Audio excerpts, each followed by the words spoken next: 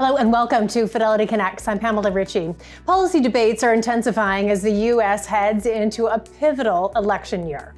And early market movements are already reflecting shifting political expectations. So how much influence might the 2025 off-year elections, state, gubernatorial, really have on investor sentiment? And which legislative signals should we be watching through 2026? Happy to say that joining us here today to break down what these policy shifts may mean for markets is Fidelity Director of Quantitative Market Strategy, Denise Chisholm, and Fidelity Vice President of Digital Advocacy and Policy Communications from BC, Greg Lowman. Great to see you both. Welcome, Denise and Greg. How are you? Hey, I'm well. It's great to be back. Delighted to have you both join. You guys actually speak a lot in other forums together to get sort of a policy and market side, but we're glad to have you here on Fidelity Connect. So thanks for your time. Of course. Yes. This is not our first rodeo together. This is not your first time chatting together. Let's begin with a little bit of news that's come out. So Denise, we'll go to kind of the data picture, and Greg, I'll ask you to perhaps span out the discussion of the halt to data through the government shutdown. But we did get initial jobless claims out this morning, sort of benign, nothing really to report, it seems, Denise, but just sort of put it into context for data coming out and what it means for the economy at this point. Yeah, Alan Greenspan used to say that was his number one indicator to look at because you get it on a weekly basis. And it's not quite as revised as non-farm payrolls, which have been more revised this cycle because of the decline in terms of survey participation. So yes, to your point, initial jobless claims were fairly benign, which means that we have a pretty weak employment picture, but it doesn't seem to be weakening more rapidly. It's steady state from that perspective. And as much as we were in a blind spot with the economic data, in some ways, I think there was a lot of data that the Federal Reserve still had. And even when you look back historically, you do have to remember that non-farm payrolls were always heavily revised. So as much as the Fed says that they're a data-driven institution, they are, but they also have their forecasts as well that they rely heavily on. So it's that dual mandate of, yes, they need to focus on inflation, but they also need to focus on jobs. And then it's also about that debate on what neutral interest rates actually look like if we are drifting towards neutral. So I think that those are bigger debates than the data items themselves. And always remember, when you think about using payrolls or using jobs as an input to your investment process in terms of whether or not you should buy or sell equities, payrolls are statistically a lagging indicator. What you want to look for as to whether or not payrolls will get better or worse is corporate profitability. And that has still been strong. So if you had to bet one way or the other, if this job picture will get better or worse, not over the next 1 week, 2 months, but over the next year, you would look at the statistics and say, well, because corporate profitability has been so strong and still has tailwinds, you would bet on job growth and prospects getting better rather than worse.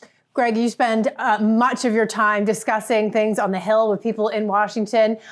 What is sort of the discussion of the shutdowns over? The data has been released again, the happy days to an extent. What's shifted, though, in just on the data front within the shutdown? I mean, things have sort of changed. We've marched on without it. Do we need it? What's the discussion?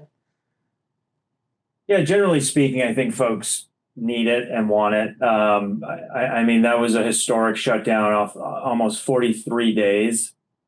Anyone you speak to doesn't want to repeat that, but there's very high likelihood that we could find ourselves back in a dataless government world at the end of January 2026, where appropriators are running up against fast-moving deadlines towards the holiday season, and then how quickly January is going to come at folks to get the rest of the appropriation bills completed from the Senate, move them to the House of Representatives, conference them, come to some agreement, and pass a government funding bill for FY26. And it's just amazing that the progress is just not there. And largely as a result of a lot of hangups around healthcare subsidies expiring, the political realities of 2026, and some many other partisan factors. So we could find ourselves looking for data in the forest again in the end of January. I think the shutdown, I'll leave it to economists to determine what was lost.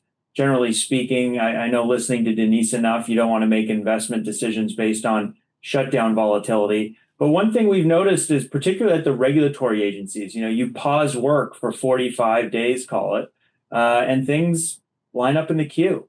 and a lot of things get delayed when it comes to some of the more arcane regulatory relief in areas we're seeking with a friendlier regulatory climate in Washington. And so that's something that's sort of impacted at an institutional level. Not something I think you'd want to invest on, but something in the business to business world we're facing as far as, regulatory priorities being held up, and in a pretty significant way when you take people out of work for a month and a half.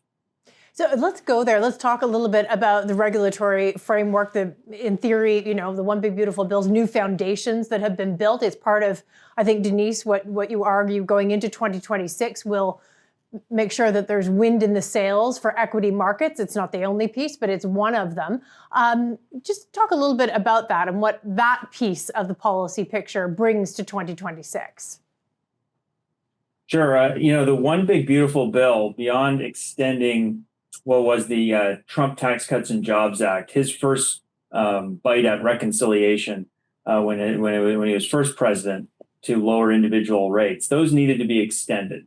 So that was really the engine, alongside the fact that the debt ceiling was going to be reached this past summer, that really drove Republicans to coalesce in sort of unprecedented speed, signing that bill into law, surprising everyone in Washington, really, by July 4th. And you have to remember how quickly those first several months of power when you run Washington works for the Trump administration and his Republican allies. His ability to whip his caucus into line and get that through is something that's sort of eroding every day here as we get closer to 2026, just how quickly the political magic dust shifts underneath your feet. But he was able to do it and pass this significant tax reform bill beyond those individual rates, stuffed with a lot of policy in there, a lot of stuff that eroded EV tax credits and stuff that was in the Biden administration's Inflation Reduction Act, but also a lot of things that improved capital expensing and depreciation, which we've already seen play out in the market, particularly around a lot of the CapEx spent on artificial intelligence and the ability to, earn cash quickly off those capital investments. And then beyond that, you've got interesting policy that's emerged around things like youth savings accounts, what's referred to as Trump accounts. There's been a lot of news on that front this week with respect to Michael Dell contributing or committing to contribute roughly $6.2 billion into 25 million American accounts. That's a pilot program that would start newborn saving in America from 2026 to 2029. It's something the industry is looking at closely because we know a pilot program won't remain a pilot program for long if it's successful. And if there's a President Newsom or Alexandria Ocasio-Cortez or Wes Moore or President Vance, that program will likely change and in very interesting, uncertain ways.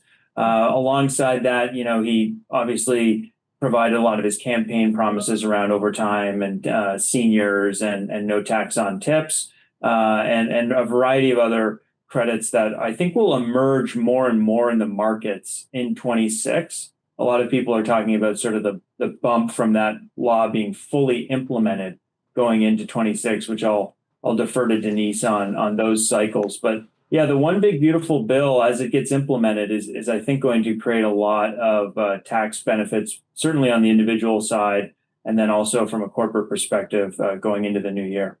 It's fascinating. And Denise, I'll ask you to sort of pick up on some of those pieces. You bring a lot of data and incredible analysis to everyone joining you here about where we are, not necessarily in a cycle, but what corporate profitability looks like going forward and how you measure that. You take a look sometimes at the wage story, the underlying economic story. Again, just link the One Big Beautiful Bill to some of those pieces, the corporate profitability, the ability for corporations to pay people, to keep wages up at least, if not growing. Just bring sort of that policy piece into the corporate profitability story. Yeah, that was the most important part of the bill from a statistical or historical perspective is the drop in the corporate tax rate. So it wasn't a drop in the statutory rate, but it was a drop in the effective rate, almost to the tune of 7 percentage points. So when you look at this historically, and you can measure it on the statutory rate or the effective rate ex recessions, and you would come up with the same results, you do see very clear durability of earnings growth in year one and year two after those tax cuts. And again, if you sort of step back and say, okay, let's look at history, what usually happens in year one, you see a boost in terms of CEO confidence. Check the box. We just saw that. We did see a boost from recessionary levels. And then you see the durability of real GDP growth and earnings growth into that second year. So if you're thinking about the cycle, I always think of 2022 as the ultimate low of the cycle, because as much as it wasn't a recession, it was either a very hard soft landing or a very soft hard landing. But I think we landed because real wages were negative. In some ways, very typical of a recession. The stock market contracted 30%, which was right in line with median recessions. And we had a corporate profits recession of about 7 to 10%, which on top of inflation sort of checked the box from a nominal earnings recession perspective. We didn't see massive declines in real GDP, and we certainly didn't see any decline in the unemployment rate. So we almost had a full employment recession. But X that weird quirk of the cycle, I do think a lot of the contraction in 2022 set the stage for the beginning of what could be a 10-year earnings durability and GDP cycle. So going into 2026, you say, well, are we at the end? Are we at the beginning? Is there anything that can shift the odds to make this more durable? And I think we have a trifecta of tailwinds, one of which you mentioned, which is the One Big Beautiful Bill Act, to say that it usually cements durable earnings growth. We also have a more friendly Fed in terms of cutting rather than on hold or hiking. And we also have that decline in energy prices, which is usually related to inflation, which is also usually related to corporate profits. So I think we have a lot going into 2026 to suggest this earnings recovery is in fact durable, which justifies the current valuations we have and makes it very likely that we remain in the secular bull market. Fascinating. So with that durability, with that grounding, with that sort of concrete footing to an extent for certain parts of the market, Greg, how will Trump, the administration, the players, the Republicans that are in charge do walking into 2026? It sounds like an awful lot of foundation has been laid for 2026 to go well. That said, it seemed like the Tennessee election recently was, pretty close. Right. I think, there's this K-shaped feeling in the country, right, where we talk often in our industry about the markets, and we're all lucky enough to be well employed and generally doing well economically, and those are the circles we sort of are in a tunnel in because Americans are struggling, and there's a real affordability issue that you've seen in some of those races, Pamela, and I think there's sort of a dual lens economy where you see these record valuations in the markets, but generally speaking, a lot of concern around new hiring, potential layoffs down the pike, and then just sort of growth. There's not really a clear picture. It's reaching all companies, call it in the S&P 500. And so what that means going into 2026, I think, is being reflected in some of these early election data points we're seeing in this last election in November, and most recently just this week in Tennessee. These are off-year elections, right? These are elections for governors. There are special elections for, House seats that come up where people retire or step off for other roles, as well as some local municipal elections that really go down ballot in states and don't rise to the national level. But going back to those races in, early November, and then just the one this week, going to the November one was really a Democratic romp as it relates to the two governor seats in New Jersey and Virginia, really going past expectations there. But as you looked at those results come in almost, I say sort of colloquially down to Mississippi dog catcher, but not far off, Democrats were overturning sort of local council seats where they hadn't been overturned in several decades. So clearly, the pendulum seems to be swinging. It has given Republicans, particularly in the House of Representatives and some in the Senate, who are up for election next year in 26 in the midterm elections, a lot of pause and consternation. And so that question of, yes, the economy, the markets seem to be chugging along, really flies in the face of what they're seeing on the ground with their voters that are continued to be unhappy with inflation and the cost of living. And you certainly saw that. I mentioned the governor's races. Obviously, top of mind on that race, I'd be remiss not to point out, was the election of a 36-year-old, explicitly declared socialist Democrat in Zohar Mamdani in New York City. And so all these point to a lot of heartburn for Republicans going into a midterm, which historically over the last 63 years has only been retained in the House of Representatives control by an incumbent presidency's party twice. And one of those times was after 9/11. So you can understand that sort of unique aberration. Just this week in that Tennessee special election, which everyone had their eyes on in U.S. political circles, Matt Van Epps, the Republican, won his seat. Fine, clear as day. Republican retained a very ruby red district, but he only won it by 9 points. That still seems like a good margin. Trump won it by almost 25 points, no more than 11 months ago. And so what does that mean? Those margins seem to be closing. And, I think Republicans, when they look at the board, have sort of PTSD as it relates to elections when Trump is not on the ballot. You look at the 2018 midterms when he was in power, they got shellacked. And in 2022, when they were seeking power in a Democratic-controlled Washington, didn't make the gains they thought they could. So without him on the ballot, there's a lot of concern that low propensity voters will not show up and that the Democrats will be coming out in force on a number of issues they feel like, the country's headed in the wrong direction on, across immigration, the economy, and just general, tone and tenor. This is all shaping up to what does the White House do and the Congress to get at this affordability crisis in 26, which I know we can, touch on more. Hello, investors. We'll be back to the show in just a moment. I wanted to share that here at Fidelity, we value your opinion. Please take a few minutes to help us shape the future of Fidelity Connect's podcasts. Complete our listener survey by visiting fidelity.ca/survey, and you could win one of our branded tumblers. Periodic draws ending by March 30th, 2026. And don't forget to listen to Fidelity Connects, The Upside, and French Dialogue Fidelity podcasts, available on Apple, Spotify, YouTube, or wherever else you get your podcasts. Now back to today's show.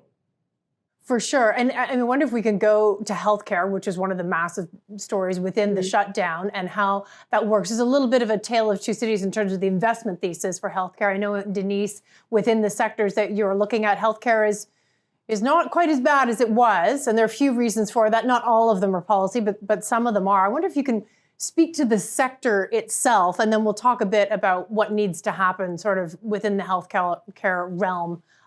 More on sort of the entitlement side of things. So when you look at the data, again, the fundamental data, and you say, okay, the stocks are cheap, Denise, does that help? Not really by itself. Okay, the stocks are under earning. Does that help? Is there a mean reversion trade? Not really by itself. But the two together, the stocks being cheap and being in bottom quartile earnings growth, that provides you some optionality. So you do have sort of a linear relationship between those two things and the odds of the sector's outperformance on some sort of mean reversion trade. Now, I will say that this is not something that I would say is secular leadership.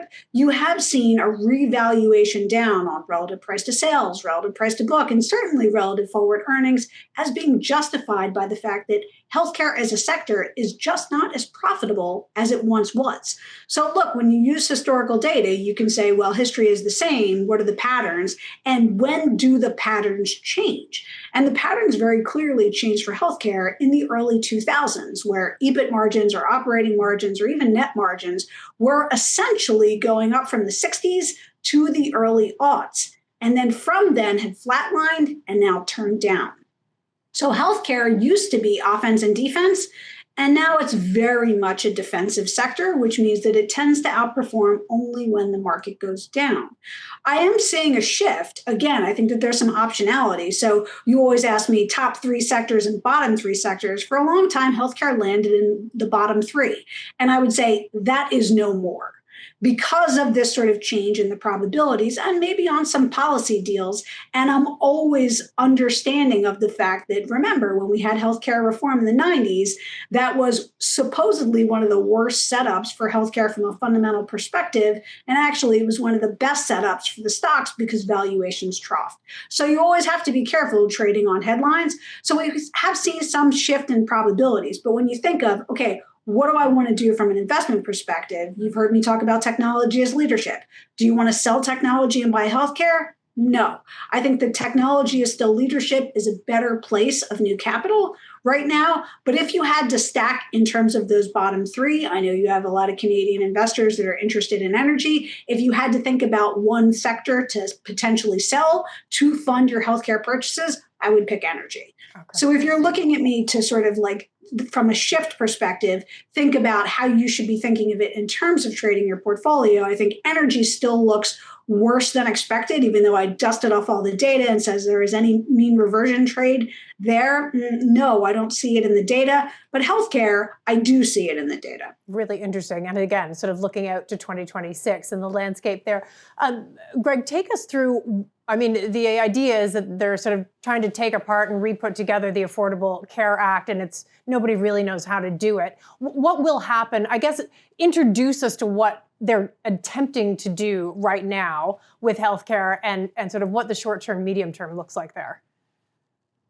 Yeah, the beauty of a complicated private healthcare system and all its quirks. So, yes. I acknowledge speaking to a more simple system in Canada, this can require some context, which is these Obamacare subsidies, the idea of providing tax credits to roughly 20 million Americans, 14 to 20 million Americans, who required them during tough economic times around COVID to purchase Obamacare exchange-related healthcare. And they were a temporary program set to expire on January 1st of 2026 or December 31st of 2025. And like anything in Washington, bills get passed on a temporary basis to fit in a tight budget window, but they're popular policies, and so they often get extended. It's a bit of a gimmick. And here we are, while they expire, thinking, oh, who would vote against, continuing to extend healthcare credits for folks so they can afford it? Well, they're running up against that reality that's likely to lapse. There will be a vote in the Senate next week. That's sort of a messaging vote that was promised to the Democrats to reopen the government. I don't think that's going to garner enough votes to pass the Senate. Certainly not enough Republicans to bring that across the line and meet that threshold of 60 votes to get past the filibuster. And then in the House of Representatives, you have a real issue with Republicans in particular who do not want to see their constituents' healthcare costs rise, but also have this reflexive reaction to doing anything to continue to band-aid Obamacare into the out years here, where ultimately these subsidies would cost over a 10-year window, $350 billion over 10 years. So it's not sustainable, really. I think anyone objectively would tell you that it's not sustainable to keep band-aiding the subsidies to pay for the Affordable Care Act, or aka Obamacare. But certainly in the short term, everyone's wrestling with this looming election, the impact it's going to have on 20 million Americans, losing coverage, having costs increase on that coverage, which, those notifications have already gone out from healthcare providers that will happen. And then the rubber will actually meet the road in the new year where they will have to pay for that. So we're down to a deadline here that looks like it's going to get passed over. There just doesn't seem to be enough time on the clock because the president really hasn't involved himself as aggressively in the deal making. He's floated other healthcare accessorized policies that, certainly a lot of us, including Fidelity, are market leaders in, like health savings accounts. They're not the silver bullet to a broader healthcare reform conversation. And so that was sort of the surprise of this year, is all of a sudden we have a healthcare debate on our hands and no one really has time for it. And so that's plays into that affordability question, Pamela, and I think will ultimately come down to the voters in 26. So affordability, as you say, is probably going to be the centerpiece, or certainly looks like it's going to be one of the centerpieces for 2026. With the time that we have remaining, Canadians very concerned about trade. No surprise there. Just want to get your broad strokes, Denise, going into the tariff discussion. There is IEEPA. We understand, they may get the revenue from somewhere else if tariffs don't work out. And Greg, love you to follow up on that and sort of the broader trade strokes that you can provide, maybe some of the players involved there and what that means. But Denise, if IEEPA changes, if it doesn't, what do you think of that revenue going into the coffers? Is it going to come some other way? What do we need to know about trade at this point and tariffs? Yeah, Greg can probably talk about it better than me, but I think when you look at Supreme Court rulings, there tends to be more nuance associated with them than yes or no. And the truth is that the administration has a lot of other options for rebuilding that revenue. There are at least 3 other sections, and I can't remember the numbers, that they could put on, and one of them almost the same day. Yes, you would have the 15% cap in terms of tariffs, and it would only last 150 days unless ratified by Congress. But that's an option that is within the Constitution for the administration to turn on day one. In some ways, it starts to make it look like a little more expected or more like actual policy as opposed to a back and forth. Where is it 30%? Is it 15%? Is it going to be 10%? What does this look like?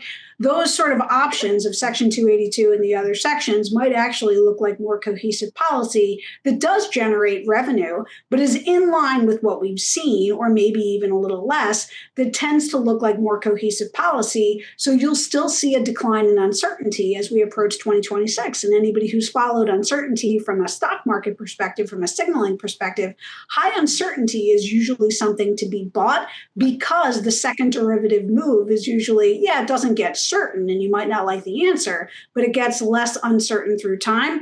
And that might be yet another tailwind into 2026, even though tariffs are likely here to stay. Okay, fascinating. Greg, what do we need to know on this front? If there's a shift, if there isn't, what is the discussion? I really think Denise did an excellent job of summarizing, what's at stake here. It's interesting, just as a nugget aside on this tariff conversation, there's a must-pass bill called the National Defense Authorization Act. And as part of that, there's sort of this bipartisan rallying cry to include further sanctions on Russia.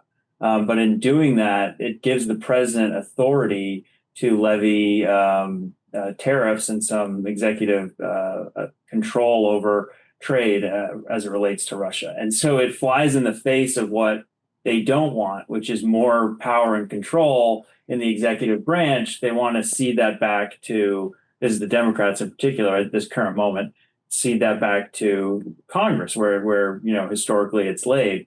And so there's just a fascinating nugget that here you are, you're trying to push for world peace and sanctions with Russia and Ukraine and use Congress's leverage with the National Defense Authorization Act to get that through. But darn, that's going to give the administration more trade powers, not something we want. That could influence the Supreme Court's ruling in a matter of weeks, months. We'll find out at the latest June of 26, but I think we'll see that soon. And as Denise mentioned, there's many other paths they'll take. I think another uncertain element in this whole trade debate is all these promises from countries of these massive investments in the United States, where that bears out. I think direct stakes in companies as well as part of this engagement, sort of this White House Oval Office deal making that the country's never really seen before. A lot more to come as it relates to where that all settles in the marketplace. And I think you'll see that emerge in 26. It's been this flurry of executive orders and unilateral decision making, but it'll settle somewhere. I think we'll get further clarity on that in the coming months. And maybe even a breather? Either of you? No, it's been that would be nice. Yeah. It's wonderful to see you both. Wish you all the best for the holiday season ahead. Thank you for joining us on Fidelity Connects. Thanks so much, Pamela. Much. Thanks for watching or listening to the Fidelity Connects podcast. Now, if you haven't done so already, please subscribe to Fidelity Connects on your podcast platform of choice. And if you like what you're hearing, please leave a review or a 5-star rating. Fidelity mutual funds and ETFs are available by working with a financial advisor or through an online brokerage account. Visit fidelity.ca/howtobuy for more information. Well, on fidelity.ca, you can also find more information on future live webcasts. And don't forget to follow Fidelity Canada on YouTube, LinkedIn, and Instagram. We'll end today's show with a short disclaimer. The views and opinions expressed on this podcast are those of the participants and do not necessarily reflect those of Fidelity Investments Canada ULC or its affiliates. This podcast is for informational purposes only and should not be construed as investment, tax, or legal advice. It is not an offer to sell or buy, or an endorsement, recommendation, or sponsorship of any entity or securities cited. Read a fund's prospectus before investing. Funds are not guaranteed. Their values change frequently and past performance may not be repeated. Fees, expenses, and commissions are all associated with fund investments. Thanks again. We'll see you next time.